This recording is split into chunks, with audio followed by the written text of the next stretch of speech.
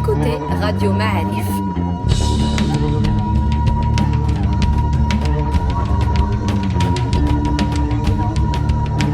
Le podcast Histoire.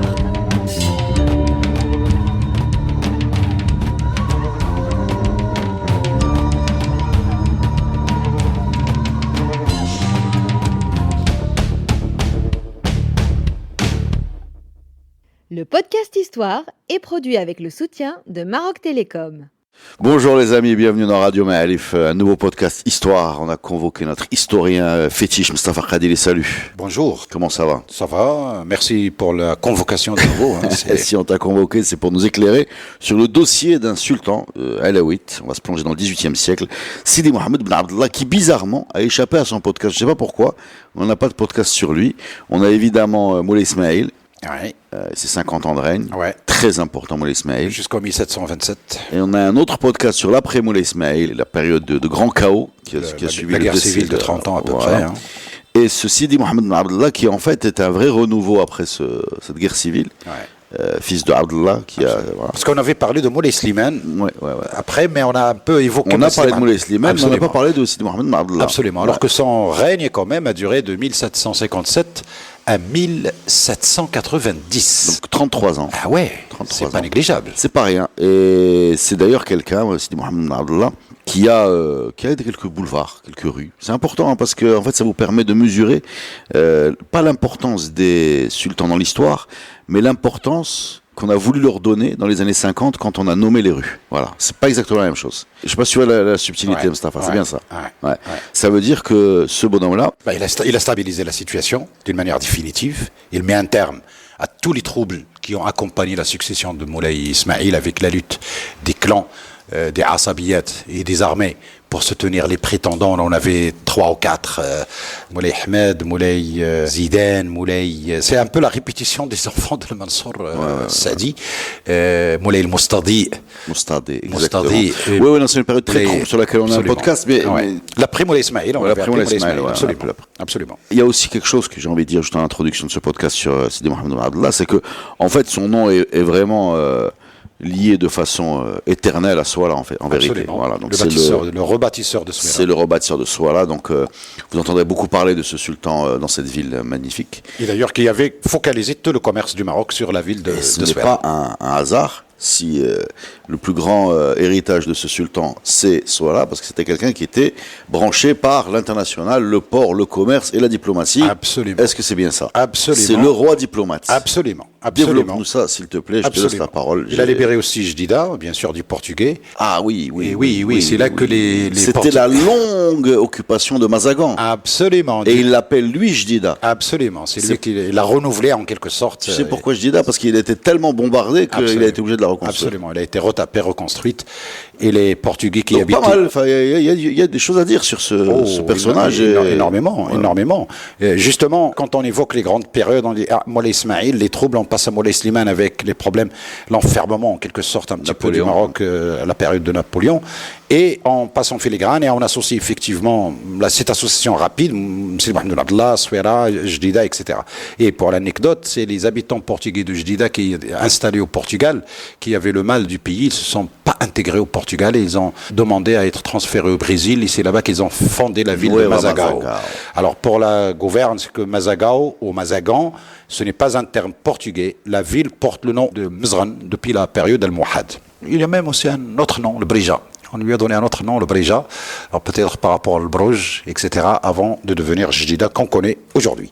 Alors, Sidi Mohammed bin Abdallah qui a régné entre 1757 et 1790, il met de l'ordre, bien sûr, il met un terme à toutes ces compétitions sur le pouvoir, même s'il a eu dans sa vie un petit peu la révolte de son propre fils, Moulay Yazid, à 2 reprises, il essaie un petit peu de le challenger sur le pouvoir. D'ailleurs, Moulay Yazid participe au trouble après le décès de Sidi Mohammed bin Abdallah, entre 1790 et 1792, on a un quiproquo entre Moulay Yazid, Moulay Slama ou la Maslama et puis Moulay Hicham avant que leur frère Moulay Slimane en 1792 met de l'ordre de nouveau et c'est parti comme une lettre à la poste pratiquement jusqu'à Hassan Ier, jusqu'à Moulay Abdelaziz, avant que les histoires de lutte pour le pouvoir ne ressurgissent de nouveau dans un nouveau contexte.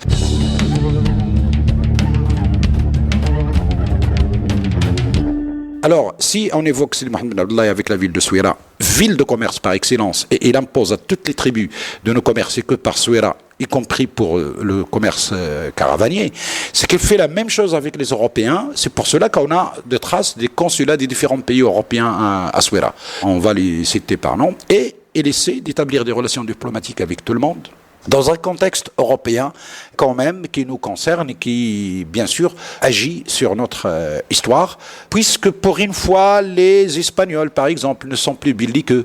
Et donc, il établit des bonnes relations avec eux, il signe un traité de commerce avec les Espagnols. Encore plus, il leur demande de libérer les prisonniers en échange de leurs prisonniers qui étaient chez nous, et il réussit rapidement. Il joue même l'intermédiaire avec le Dey d'Alger, au début sans succès, mais il écrit au sultan ottoman, avec lequel était très connecté le sultan Mustapha, pour obliger le Jean d'Alger à accepter l'offre d'échanger les prisonniers avec les prisonniers des corsaires et des pirates. Avec les Espagnols. Explique-moi un peu, les prisonniers de qui contre qui? Alors, au début, il écrit, comme on dit, au Tariyat espagnol pour libérer nos... Tariyat espagnol.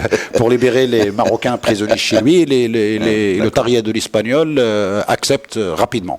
Alors, vous pouvez imaginer, c'est pas de bon gré, parce qu'il y a un contexte européen, on va y revenir.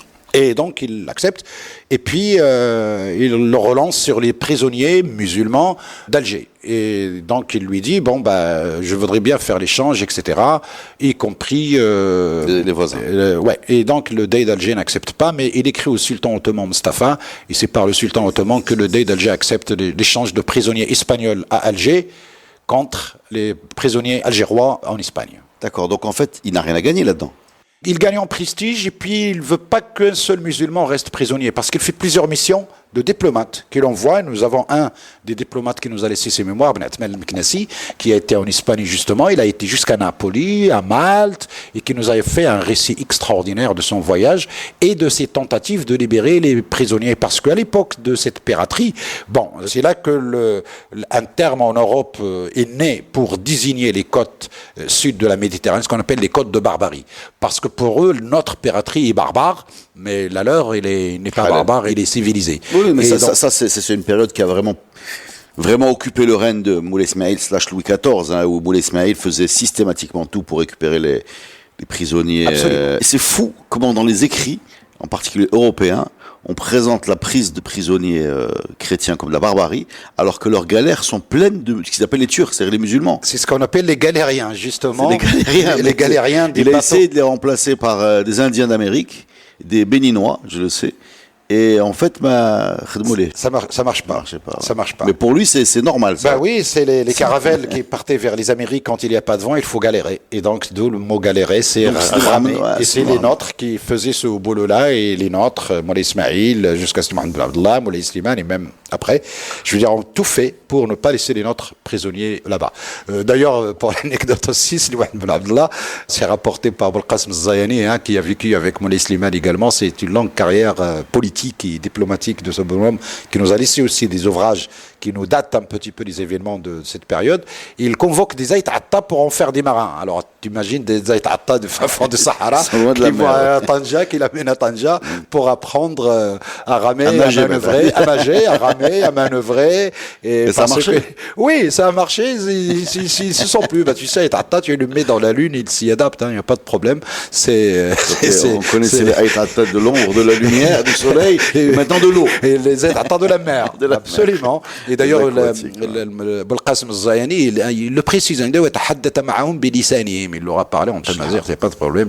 C'était très courant chez les sultans, mais le fait qu'Abul Qasim Zayani le précise, c'est curieux et c'est très intéressant. Mais parce que aussi, il y a énormément de choses, mais on ne va pas changer de sujet. On va continuer sur Sidi Mohamed Ben Abdallah. Donc, oui, commerce. Ouais. Diplomatie. Traité de commerce avec toutes les nations européennes possibles qui existaient à l'époque. Les Espagnols d'abord, les Français, les Britanniques, le Danemark. Et en général, ce sont des traités de 20 articles, 20-21. Qu'est-ce qu'il y a dans ces traités? Ils doivent payer pour commercer avec nous. Et alors, il leur fait des exonérations d'impôts de taxes de tachir, les produits, pour encourager le commerce, les échanges, parce qu'on était toujours dans le commerce transsaharien, donc on avait énormément de choses à vendre de l'autre côté. On a des produits marocains qu'on vendait, et on achetait aussi des produits européens de l'époque, textiles, chemin, la poudre à canon, les canons, etc.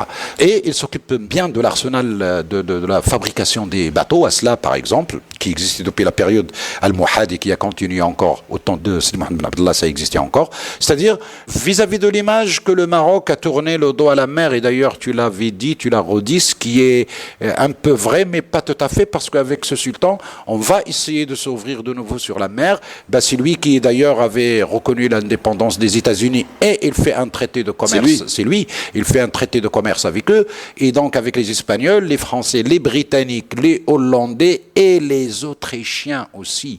Il a envoyé des ambassades partout, bien sûr en plus des Ottomans, avec lesquels il était un allié. Il a écrit à tout le monde que quiconque rentre en guerre avec les Ottomans, il rentrait en guerre avec lui. Et d'ailleurs, c'est la période de la guerre des Crimées entre les Ottomans et les Russes. Alors, ce qui est fou dans la liste des pays que tu nous listes, c'est qu'il y en a qui sont en guerre entre eux. C'est-à-dire qu'il a réussi à commercer avec tout le monde, en fait. Ouais. Bah, là, c'était le moment où les Russes et les Ottomans étaient belliqueux. Côté Autriche, on était encore à la période de ce qu'on appelle le Saint-Empire romain. Le Saint-Empire romain, ça s'appelait comme ça, avant que ça devienne l'Empire des Habsbourg. Ça s'appelait comme ça, il y avait une connexion entre les empereurs de Vienne et le pape, parce qu'une partie de l'Italie faisait partie de cet empire. Et justement, l'ambassade qui est partie de Tanger, le pacha de Tanger qui est parti en ambassade à Vienne en 1783, a débarqué à Livorno, à côté de Florence, et de là il arrive à Trieste, et puis de Trieste il va jusqu'à Vienne. Donc et dans ces traités, donc cette histoire de commerce, d'échange, de facilitation d'installation de leur compagnie commerciale à Souira, y compris après que ça va devenir des consulats, et le paiement aussi, comment dirais-je, une sorte de redevance que l'ensemble de ces pays payaient à l'époque pour pouvoir commercer avec le Maroc, et aussi la protection de leurs bateaux, justement en ordonnant à l'opéra de ne pas les toucher. Donc toute nation qui avait un traité de commerce, il était interdit à l'opéra de les toucher. Restons sur ce personnage donc, qui développe une ouverture du Maroc, en fait, on peut dire ça comme ça, en résumé. Complète. Relation diplomatique très large et commerciale, de haut niveau. Et c'est là que justement Souaira a connu sa prospérité jusqu'à l'arrivée de l'entrée de Casablanca sur la scène du commerce international avec le temps colonial. Jusqu'à Casablanca, c'était pratiquement Souaira. Au point même, tu sais, Ataï avait pris le nom de Souairi pendant très longtemps. On disait Souairi pour désigner Ataï qui passait justement par Souaira. Et puis il développe, je veux dire, même des relations de mariage avec le shérif de la Mecque. Il lui envoie l'une de ses filles pour se marier avec l'un des fils du shérif de la Mecque à l'époque. Je veux dire, il a joué sur tous les tableaux pour pouvoir développer des relations sur l'ensemble de la Méditerranée, sur l'Atlantique avec les Américains, et du coup reprendre une place de choix dans le concert des nations de l'époque, parce que justement le contexte s'y prêtait, et sa politique également. Alors cela continue jusqu'au début de Moulay Slimane. Moulay Slimane arrive en 1792 après le conflit avec Moulay Yazid, Moulay Slama et Moulay Hicham. Ça se termine rapidement en 2 ans. Et Moulay Slimane continue sur la lancée jusqu'à pratiquement 1804, l'émergence de quelqu'un qui s'appelle Napoléon. Et là, les donnes vont complètement changer et on va rentrer dans une... C'est là, peut-être à ce moment-là, qu'on tourne le dos à la mer, non pas par choix, mais par nécessité par rapport à ces problèmes. Alors, peut-être il faudrait donner un exemple de ces ambassades. Je veux dire, j'ai un petit peu fouillé sur cette ambassade qui est partie à Vienne, c'est extraordinaire. En 1783, qui revient avec un traité de 21 articles sur les relations bilatérales, commerciales, diplomatiques, y compris l'envoi de Vienne, de l'empereur Joseph, je crois, qui avait remplacé sa mère, qui était impératrice, d'un consul à Tanger, qui a laissé des ouvrages, des documents, parce qu'il était arabisant. Il nous a fait des dictionnaires de Darija, de l'arabe. Il était installé à Tanger au consulat d'Espagne. Alors, tu vois, pourquoi il était installé chez les Espagnols à Tanger? Parce que justement, ces histoires d'alliance par mariage des monarchies européennes, et ce qui fait qu'il nous a laissé des documents assez intéressants. C'était le premier, un petit peu, l'un des premiers orientalistes, si le terme et valable pour l'époque, à s'intéresser à nous, à s'intéresser à ce qu'on avait écrit, à nos documents diplomatiques. Il a gardé toutes ses correspondances avec le pacha de Tanger, qui était un petit peu une sorte d'intermédiaire, et aussi ses correspondances avec le sultan Sidi Mohammed Ben Abdallah et Moulay Slimane, parce qu'il a continué après 1790, et donc il nous a laissé des documents très très très intéressants. Cette ambassade qui était partie à Vienne, il était composé à peu près d'une 40aine de personnes, mais il a connu, c'était un long processus. Il arrive à Livorno avec des cadeaux, des chevaux, barbes. Et quand le gouverneur, le représentant de l'empereur à Florence, qui était son propre frère, d'ailleurs la correspondance se passait en français entre l'empereur et son frère autrichien, par rapport à ces histoires de langue, etc., comment le français à un moment donné était la langue de la diplomatie, du prestige. C'était pas encore le temps où les langues étaient synonymes d'identité nationale ou quelque chose comme ça. Et donc il avait peur d'avoir des tocards. Comme il dit là, il dit c'est quoi ces chevaux, c'est quoi ces trucs. Le gars il lui dit non, c'est une race qui ressemble pas à la nôtre, etc. Et donc il avait peur. Alors si je raconte cela, parce que quand cette délégation, après un long périple, arrive à Vienne, elle est installée dans une maison, et cette maison où ils se sont installés, la rue aujourd'hui porte le nom de la rue des Marocains. Jusqu'à aujourd'hui, depuis 1783, jusqu'à aujourd'hui, cette rue porte le nom.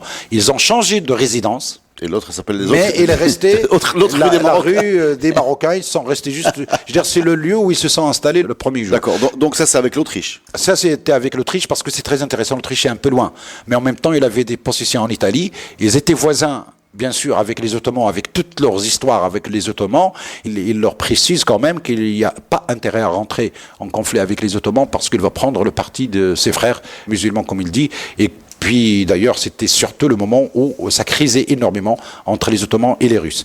C'est pas fini avec cette ambassade parce que on va leur faire visiter des théâtres, on va jouer des opéras, ils vont recevoir beaucoup d'invitations pour participer à des soirées. Les soirées de musique classique viennent, c'est le berceau un petit peu de ce type de musique de chambre, musique philharmonique, etc., avec les noms très connus qui se sont illustrés. Mais en tout cas, ils participent à de nombreux événements et ils assistent, ils assimilent, et la presse avait suivi ça de très près à l'époque parce que c'était très curieux quand même comme événement, et surtout cet empire chérifien qui fait des relations avec ce Saint-Empire qui défendait la chrétienté, qui était une sorte de l'autorité du pape, la curiosité était là. Last but not least, la performance, justement, peut-être notre délégation a eu vent de ce qui se tramait par rapport à l'image de nos chevaux barbes qui n'ont pas de barbe en Autriche, c'est que 4 cavaliers, une sorte de soldats ou de garde-corps qui accompagnent la délégation, ont fait une performance de Tborida à Vienne, s'il vous plaît. D'accord. Et on a un tableau. Écoute, tu as commencé à nous parler de cette expédition à Vienne et je suis surpris par la masse de révélations qu'elle contient. La rue des Marocains, la Tboreda des cavaliers qui ont accompagné le cadeau la du délégation. cheval barbe, l'accord commercial. Ouais. On est d'accord qu'à ce moment-là, Vienne, je sais pas, parce que je suis pas très fort en histoire ottomane, mais est-ce que c'est le moment où ils sont en guerre avec les Ottomans? Non, ça y est, c'est fini depuis l'époque de Soliman le Magnifique, quand il a siégé Vienne, et puis l'ont sauvé. Là, on est dans un moment, comment dirais-je, de début de dégradation de l'Empire ottoman qui commence à perdre du territoire, mais il est encore en Bosnie, en Yougoslavie, ce qu'on appelait en Bosnie, en face de l'Italie, en face des possessions. Donc, ils ont des frontières communes au niveau de la Hongrie, etc. Mais c'est le modus vivendi entre les puissances. Là, c'est la Russie qui est en conflit avec les Ottomans. D'ailleurs, la guerre de Crimée, le Krum, là où ils se battent aujourd'hui avec l'Ukraine, c'était une possession ottomane, et c'est là que les Russes avaient récupéré cette zone qui s'appelle la Crimée, qu'on appelle la guerre de Crimée, d'ailleurs, qui a été à plusieurs reprises des guerres entre les Ottomans et les Russes. En tout cas, c'était le style d'ambassade, je veux dire, parce qu'on n'a pas beaucoup de récits, à part ce Ben Atmal al-Knassi qui nous a écrit parmi tous les ambassadeurs, et on avait plusieurs, par exemple, chez les Ottomans, il envoie plusieurs délégations, dont, par exemple, Abdelkrim Ragoun Titouani, mais en France, il envoie un certain Ali Marcel Rbati. Donc certainement un Maurice qui a gardé un ancien nom morisco, et Ali Marcel Rbati, voilà, il s'appelle comme ça, et c'était courant, et c'était normal. Peut-être il a gardé un prénom morisco que les ancêtres. Mais Maurice, ça veut dire espagnol. Enfin, Oui, ou peut-être Marcelo. à la marocaine, elle est fils de Marcel. Donc peut-être son père s'appelait Marcel. Aline Marcel Rbati, peut-être. Mais en tout cas, c'est comme ça qu'il est écrit. Donc, Ali Marcel Rabaté, c'est l'ambassadeur à Paris. À Paris, qui a été à Paris. Donc il y avait plusieurs ambassades à répétition. Hein. Je veux dire, il n'y a pas qu'une seule mission qui est partie, qui revenait et c'est terminé. À chaque fois, il y a des répliques comme ça pour renvoyer, mais ça atteint jusqu'au Danemark, justement, qui ont payé, je crois, une sorte de redevance jusqu'à la période de Moulay Abdelrahman Ben Hicham, c'est-à-dire pratiquement jusqu'à l'arrivée des Français à Alger. À partir de ce moment-là, les donnes commencent à changer, bien sûr, et les Européens commencent à changer d'attitude et à se permettre des choses qu'ils n'osaient pas du tout se permettre auparavant. C'est les grands changements géopolitiques liés aux histoires européennes et qui nous impactent d'une manière directe ou indirecte. Il a essayé de récupérer Melilla également, Sidi Mohamed Ben Abdallah, il l'a bombardé, et l'Espagnol lui a écrit une lettre, il lui a dit « on a un accord ». Alors regarde, d'après l'historien Nasseri qui rapporte une chronique, parce que je crois le fils de Sidi Mohamed Ben Abdallah, Moulay Abdeslam, a écrit une chronique sur son père. Et donc, peut-être par rapport à l'histoire des documents, le traité commercial de paix, etc., avec l'Espagne, la copie originale, etc., est resté chez les Espagnols. Donc, quand Sidi Mohamed Ben Abdallah commence à bombarder Melilla, le Tariya des Espagnols lui écrit, lui dit, mais on a un traité. Et le traité, Katbin, en arabe, dans la version marocaine, أن الهدنة بحرا لا برا. On a la paix en mer mais pas en terre. Et ben les Espagnols ont répliqué, ils ont dit non, la version nous qu'on a c'est bahran wa barran. Alors regarde, une lettre peut-être qui a été voilà. Là, c'est le là. Donc peut-être ils ont modifié, peut-être ils ont joué sur les mots, mais en tout cas il avait vraiment la possibilité de la récupérer. Et puis il se trouve coincé devant soi-disant un traité où on dit non, on fait la paix en mer et en terre. D'accord. Alors qu'à l'origine, selon la conception en tout cas de Sidi Mohamed Ben Abdallah, on fait la paix en mer, c'est-à-dire l'histoire de piraterie, etc., mais pas en terre. Alors, wa barran, wala barran.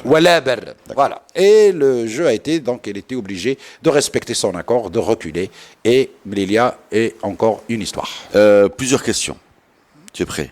Allez-y. Alors, quel est le livre de chevet de Sidi Mohamed Ben Abdallah? Son inspiration. Son inspiration, oui, le Boulqasem Zayni le rapporte parce qu'il aime beaucoup faire des vannes avec les ulama et les fuqaha, etc. Et il a vu beaucoup le Fishtali Manahil Safa entre les mains. D'accord. Fishtali qui est l'historien, le secrétaire personnel d'Ahmed Mansour Sadi. Et donc... d'où son règne un peu qui s'inspire de Ahmed Mansour. En quelque sorte, parce que justement, s'il a repris cette politique, il fallait s'inspirer un petit peu de ce qui s'est passé. C'est une tradition, je crois, qu'on voit, comme Moulay Hafid écrit Da'ul Atabi Qadim, il revient à la période saadienne et ses problèmes, etc. C'est-à-dire ce regard à long terme. Il n'y a pas que le regard, malgré ce qu'on dit, malgré que chaque dynastie arrive pour effacer une autre, etc., la continuité de pouvoir était là, et bien sûr, on regarde ce que les précédents ont fait pour essayer de corriger, de s'inspirer, etc. D'accord.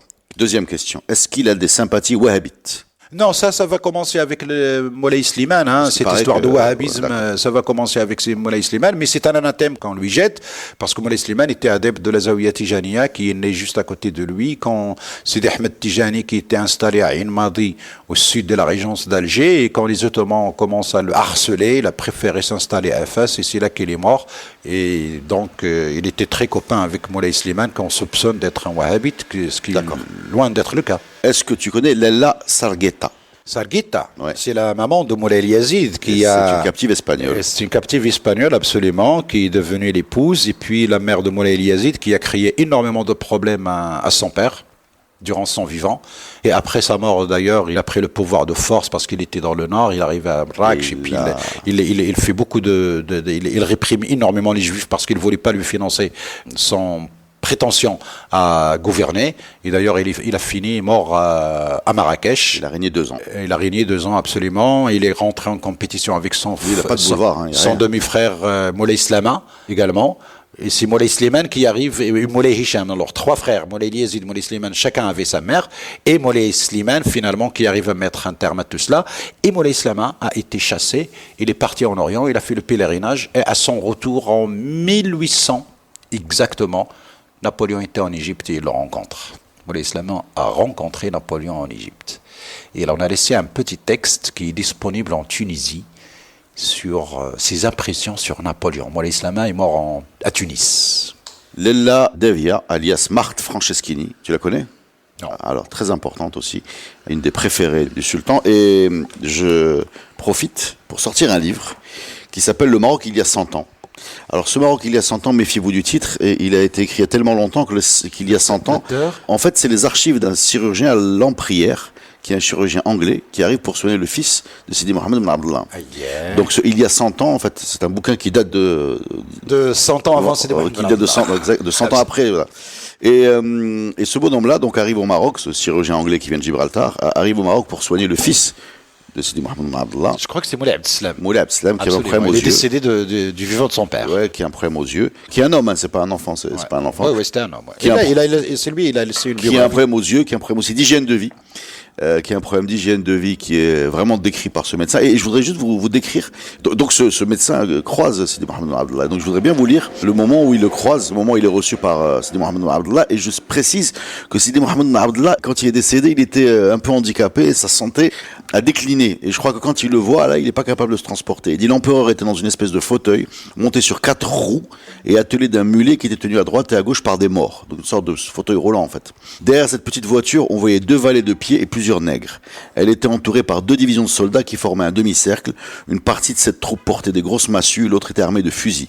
L'empereur, qu'il appelle l'empereur, après m'avoir regardé avec attention, mais sans aucun air de sévérité, demanda à mon interprète si j'étais le médecin de son fils Moulay Abdeslam. Lorsque Sa Majesté eut appris qu'il m'avait honoré de sa confiance, elle m'adressa la parole. Sa première question fut de me demander si j'étais venu par hasard dans le pays ou si j'avais été envoyé par le roi d'Angleterre. Comme il était de mon intérêt de me donner le plus d'importance qu'il me serait possible, je fis répondre à l'empereur que je n'étais venu au Maroc que par ordre de mon gouvernement. Ça va se retourner contre lui parce qu'il va avoir un problème avec l'Angleterre, il va l'accuser d'espionnage. Justement. Il s'informa ensuite où j'avais étudié la médecine et quel était le nom du professeur qui me l'avait enseigné. Après que j'eus satisfait à ces nouvelles questions, il me demanda s'il était vrai que les médecins français avaient plus de talent que ceux de ma patrie. Je lui répondis qu'il y avait en Angleterre de meilleures écoles de médecine qu'en France, ce qui était un préjugé en faveur de l'Angleterre. L'empereur me conta alors qu'un mauvais charlatan français qu'il avait reçu dans ses états lui avait tué beaucoup plus de malades qu'il en avait guéri. Le mal qu'il me dit de cet empirique l'amusa beaucoup. Après quoi il s'informa par quelle raison j'avais interdit l'usage du thé à son fils. Je lui répondis qu'ayant trouvé les nerfs de Moulay Abdeslam dans une grande irritation, j'avais pensé que le thé lui était pernicieux. L'empereur reprit alors que si le thé était contraire à la santé, il s'étonnait que les Anglais en fissent une grande consommation.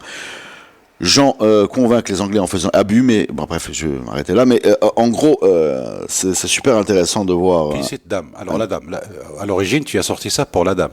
Oui, alors parce que cette dame, c'est une des préférées de. Parce que ce médecin-là, il va la rencontrer, il va rentrer au harem.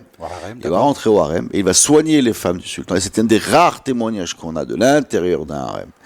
Et les femmes vont lui demander de leur amener des choses d'Angleterre. Voilà. Parce que des babioles, des objets, des babioles, beaucoup de porcelaine, etc.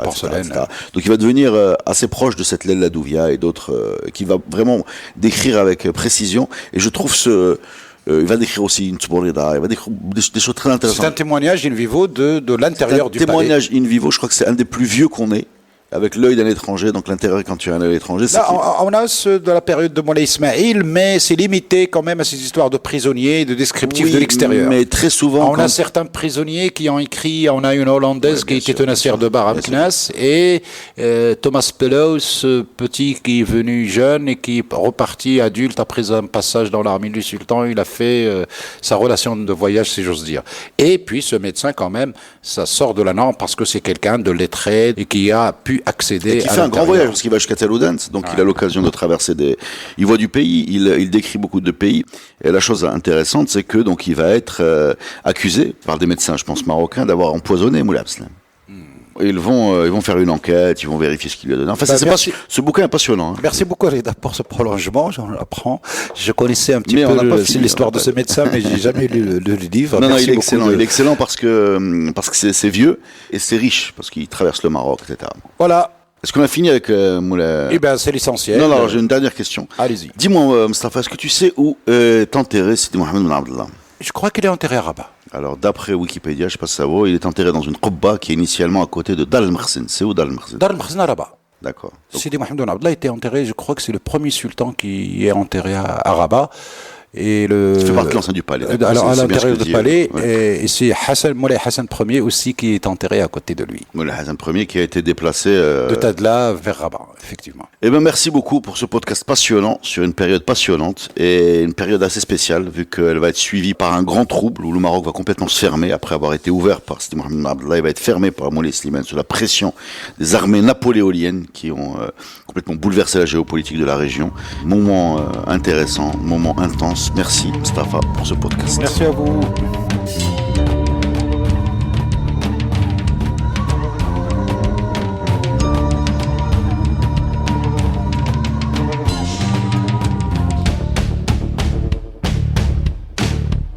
Le podcast Histoire est produit avec le soutien de Maroc Télécom. Maroc Télécom, un monde nouveau vous appelle.